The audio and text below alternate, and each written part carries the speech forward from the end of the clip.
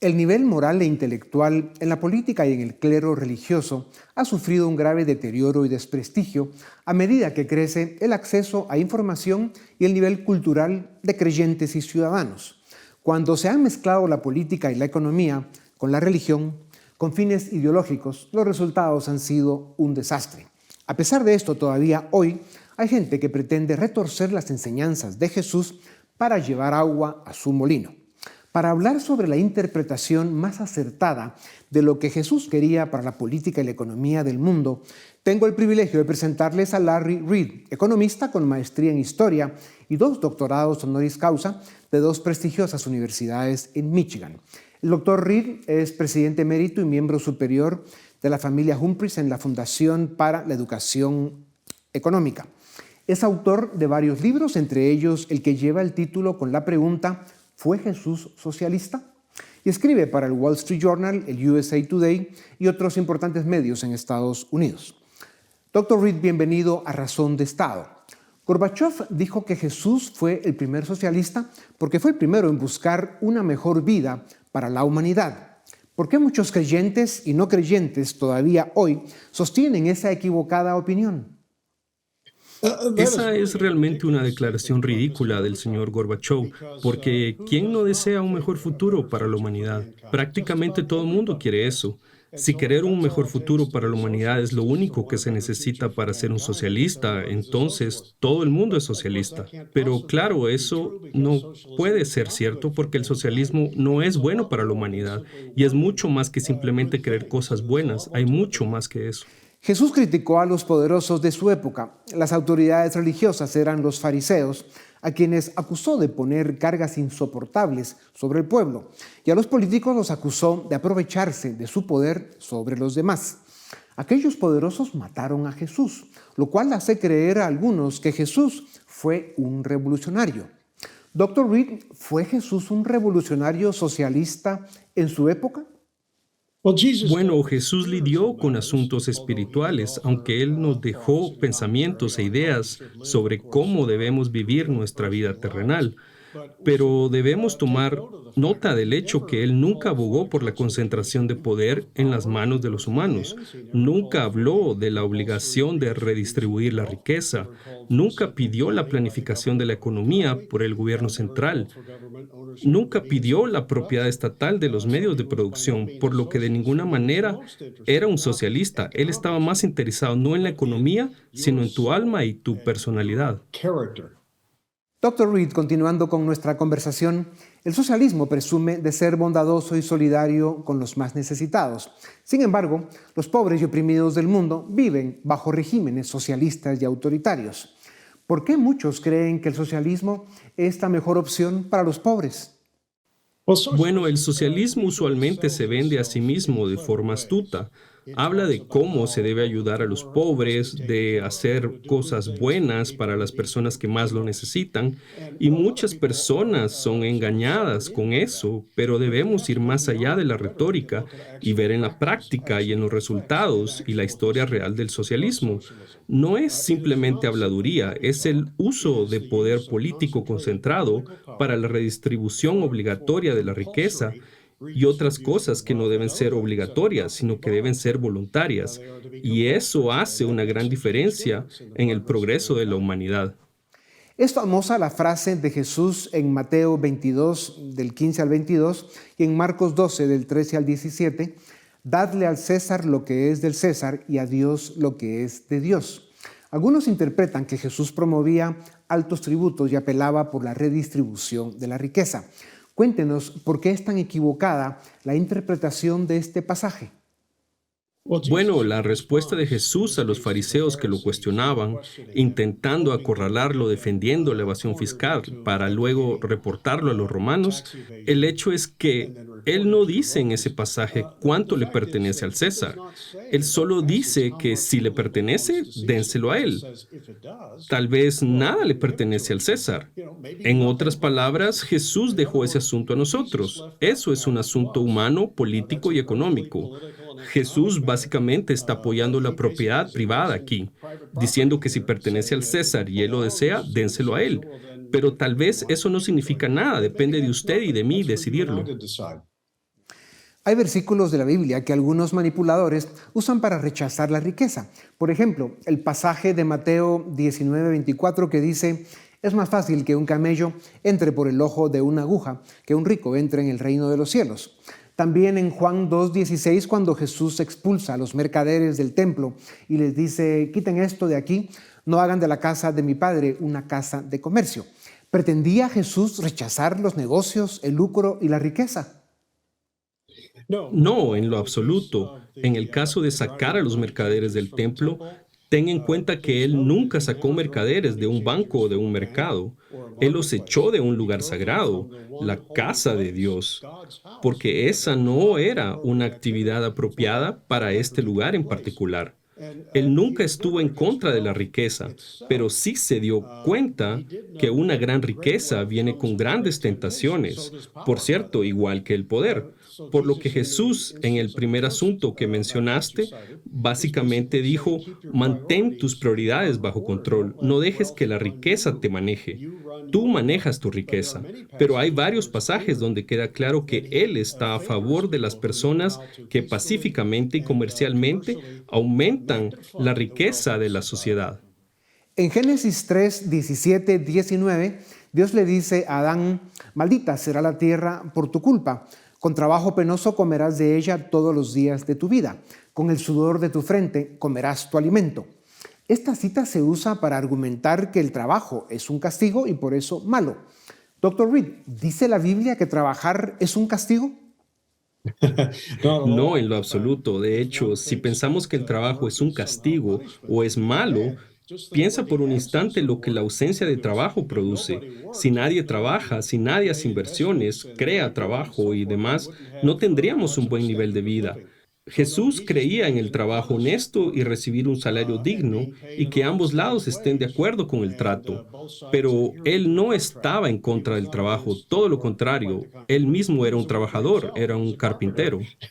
La izquierda populista dice que el capitalismo es lo contrario del cristianismo porque incentiva el egoísmo y el beneficio propio. ¿Existe contradicción entre el cristianismo y el capitalismo?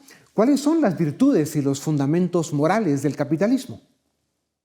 Sí, yo creo que las bases morales del capitalismo se basan en cosas como la honestidad de las transacciones, mantener tu palabra, se basa en la inviolabilidad de la propiedad privada. Jesús estaba a favor de ambas. Él se oponía a la mentira, al robo. De hecho, el octavo mandamiento dice: no robarás. Y el décimo dice: no codiciarás los bienes ajenos. Estos dos mandamientos básicamente dicen que si no es tuyo, no intentes tomarlo. La propiedad privada está sancionada y aprobada por Jesús en el Nuevo Testamento. Algunos señalan que la solidaridad y la generosidad no son posibles en el capitalismo. ¿Cuál es la diferencia entre estas prácticas comunes en el capitalismo y las contradicciones que intenta imponer el socialismo? Por supuesto, el socialismo hace gran alarde de prometer cosas buenas, promete ayudar al pobre, pero de hecho todo lo que terminan haciendo es crear más pobreza.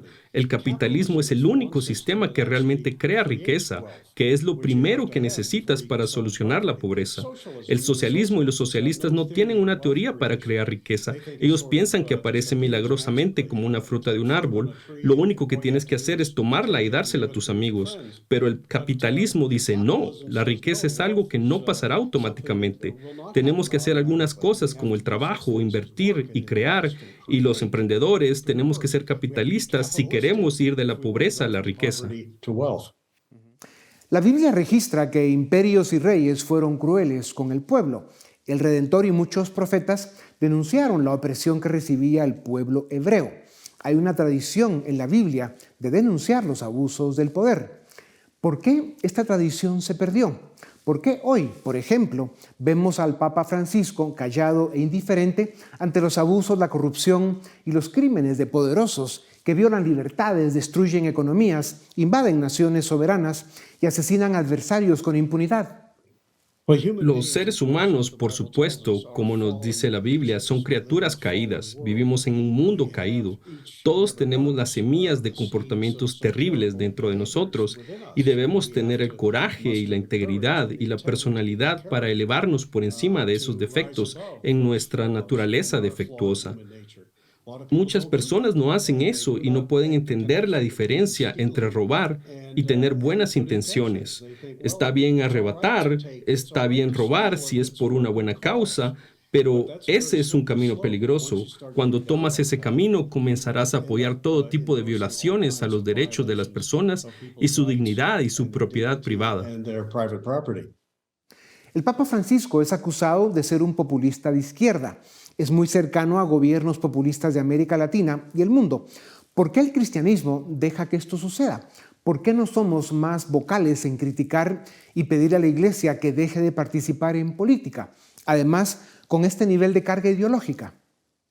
Correcto. Yo desearía que estuviéramos más involucrados. Desearía que la iglesia se limitara a los asuntos espirituales que son tan importantes porque involucra aceptar a Jesús como tu Salvador, involucra la vida eterna. Cosas mundanas que parecen tan importantes para nosotros son irrelevantes y son comparadas con esas cosas. El Papa Francisco probablemente tenga buenas intenciones, pero cuando se trata de asuntos económicos, él no es un economista y eso lo deja vulnerable a las ideas superficiales del socialismo. Oh, nosotros pensamos como tú, queremos ayudar a las personas así como Jesús, entonces debe ser un socialista. Eso es bastante superficial y económicamente está totalmente equivocado. Doctor Reed, para continuar con esta conversación, díganos, ¿qué está haciendo en estos momentos en su fundación, en las universidades en las que participa y en sus participaciones en medios de comunicación? ¿Qué está observando en la gente que presta cada vez menos atención a estas discusiones sobre el rol de las iglesias en la vida política, especialmente con esta carga ideológica de ideas que no ayudan a nuestras causas? Sí, en la Fundación para la Educación Económica puedes visitar nuestra página y ver lo que hacemos en fee.org. Podrás ver que estamos comprometidos en educar principalmente a los jóvenes, jóvenes en edad escolar y universitaria, en las ideas de libre mercado, ideas de libertad personal, un gobierno limitado y carácter personal. Creemos que eso es crítico, tener carácter, tener cualidades como honestidad, humildad, paciencia, coraje y responsabilidad. Y hacemos eso. Apoyamos esas ideas no solamente en nuestra página, sino también por medio de programas en todo el mundo, principalmente en los Estados Unidos, pero también en Latinoamérica y en otros lugares. ¿Ve que exista un grupo o alguien en particular denunciando cómo los políticos tratan de manipular el voto religioso, como hemos visto incluso en los Estados Unidos, que existen grupos políticos tratando de captar el voto evangélico? ¿Deberíamos permitir que estas cosas sucedan? Bueno, yo creo que deberíamos ser más enérgicos en la forma como explicamos que esas ideas están equivocadas. Creo que no debemos encoger los hombros y decir, bueno, si los cristianos desean apoyar el socialismo, eso está bien. Creo que deberíamos decir, no, la Biblia no apoya esto. Estás equivocado si tú abogas por eso. Si Jesús regresara el día de hoy y diera un discurso frente a miles de personas en cualquier parte del mundo y dijera, les dije que ayudaran a los pobres, ¿qué están haciendo? Si levantas la mano y dices, bueno, yo voté por los políticos que dijeron que harían eso, él estaría extremadamente decepcionado. Él no diría que debes dejarle esa responsabilidad a los políticos. Eso es algo que tú debes hacer. Denos una idea sobre lo que Jesús diría hoy sobre la política y la economía y la forma en que algunos líderes la están manejando. Creo que Jesús diría, mira, todo mundo debe entender que cuando los humanos fueron creados para ser diferentes el uno del otro. Todas las personas son especiales y únicas. Y en ese caso, solamente en libertad puedes ser quien eres realmente. Si vives en un sistema donde el gobierno te dice lo que debes hacer, lo que debes decir y lo que debes pensar, pues no estás viviendo tu vida. Ese político está viviendo su vida a través de ti. No se te permite ser el ser humano que Dios ha creado. Por eso Jesús nos recordaría que primero y ante todo, las formas de colectivismo violan ese principio fundamental. La mejor opción para el mundo sigue siendo la separación de iglesia y Estado. Si hay una enseñanza indiscutible que Jesús nos dejó, es la de construir sociedades de personas libres y responsables que respeten los fundamentos éticos, jurídicos y económicos que permitan alcanzar paz, bienestar y libertad. Dr. Reed nos deja iluminados y pensando. Gracias por su tiempo. A ustedes también, gracias por acompañarnos una vez más. Esto es Razón de Estado. Suscríbete y nos ayudas a defender y a promover los valores de la libertad.